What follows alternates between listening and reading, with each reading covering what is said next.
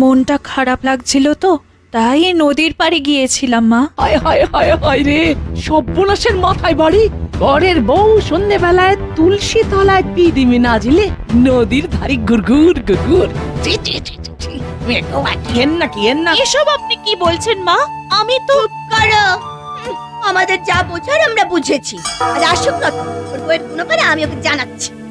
মা, দিদি, আমি হাত জোর করে আপনাদের বলছি, এমন কিছু করবেন না যাতে আমার চোখে জল আসে। তাতে কিন্তু ক্ষতি আপনাদেরই হবে। ও, আমাকে হুমকি দিচ্ছ তুমি?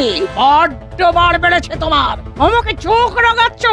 আরুল, যা তোমা আমার চালাকারটা নিয়ে আয় তো। এই যে এখানেই আছে মা। দাও, এই তো, এই।